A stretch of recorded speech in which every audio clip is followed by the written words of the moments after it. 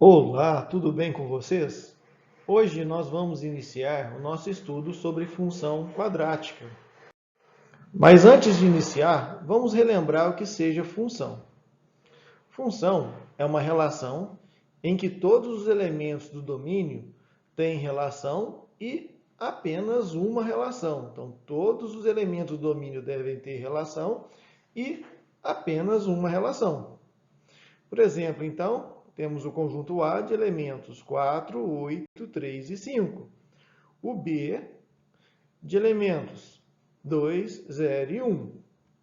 O 4, o domínio 4 tem imagem 2, o domínio 8 imagem 0, o domínio 3 imagem 2, o domínio 5 imagem 0. Reparem bem, todos os elementos do domínio tiveram relação e apenas uma relação. Então, é função. Agora, olhem esse desenho. A ponte Juscelino Kubitschek em Brasília. Olha essa fonte, fonte do Ibirapuera em São Paulo. Olha uma bola quicando com o efeito de uma câmera que capta em milissegundos. Que foto mais bonita, né? Um míssil cruzando o céu. Imaginem o resultado.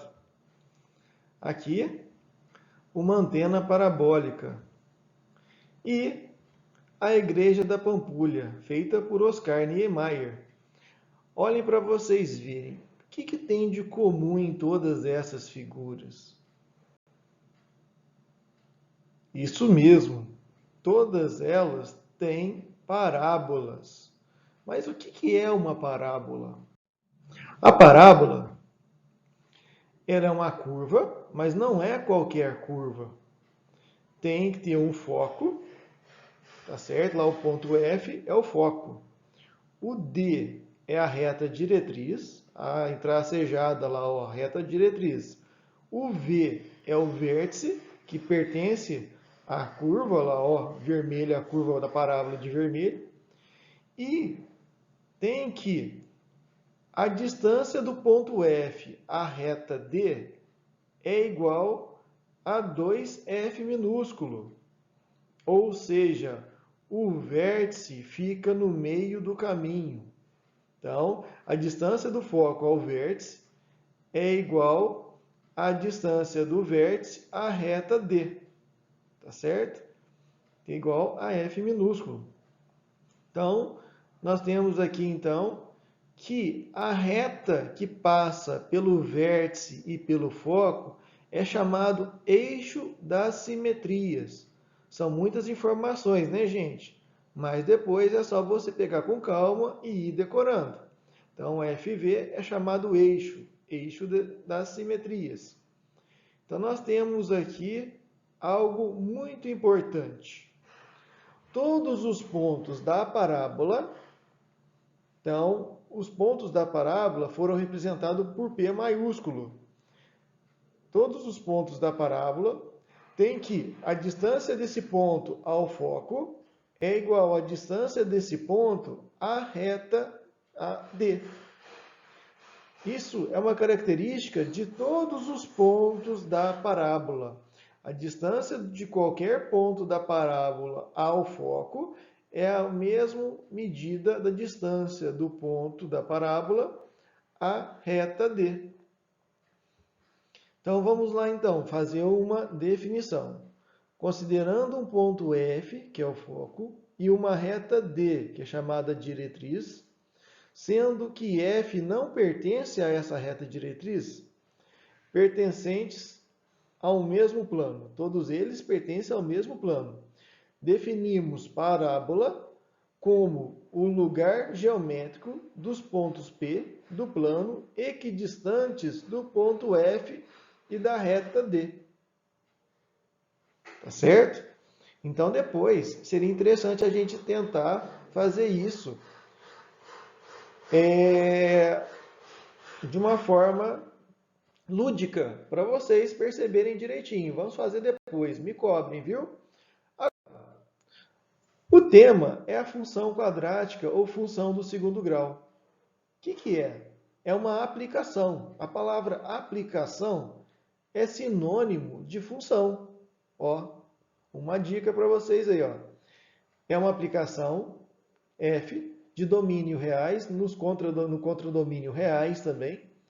Chama-se função quadrática ou função polinomial do segundo grau quando existem números reais a, b e c, com a diferente de zero, tal que f de x é igual a ax ao quadrado mais bx mais c para todo x pertencente aos reais.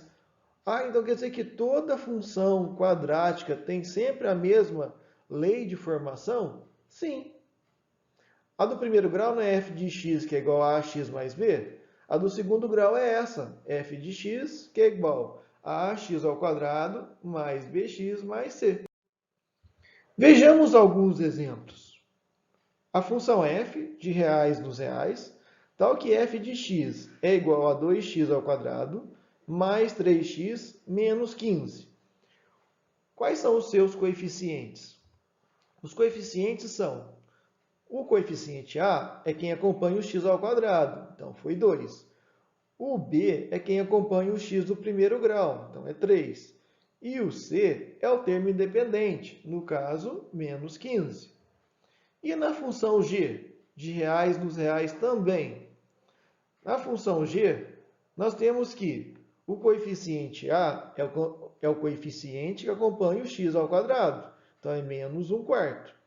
O b é quem acompanha o x do primeiro grau, como não tem, é 0. E o c é o termo independente, então 5.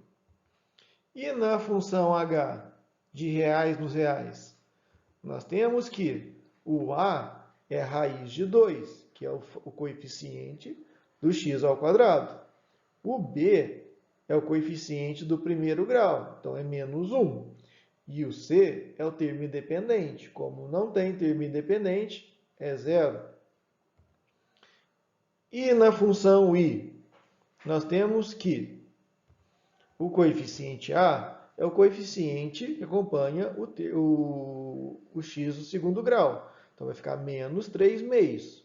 O b é o coeficiente do x do primeiro grau. Como não tem, é 0. E o c é o termo independente. Como não tem, também é 0. Tá? As representações da função quadrática. A primeira é a forma geral. Y é igual a ax ao quadrado mais bx mais c. Essa forma, ela evidencia os três coeficientes. O coeficiente a, b e c. Sendo que o a pertence aos reais e tem que ser diferente de 0. E o b e c tem que pertencer aos reais. Segundo, a forma canônica. Essa forma, ela evidencia o x e o y do vértice, que nós vamos aprender um pouco para frente. Então, quer dizer que o x de v e yv são as coordenadas do vértice. E a terceira forma é a forma fatorada. Essa forma evidencia as duas raízes, tá certo? Então, o x1 e x2 são os zeros da função. Os zeros da função é sinônimo de raiz. Lembrando que a raiz são os valores de x que têm imagem igual a 0. Tá bom? Então, muito obrigado e até a próxima aula.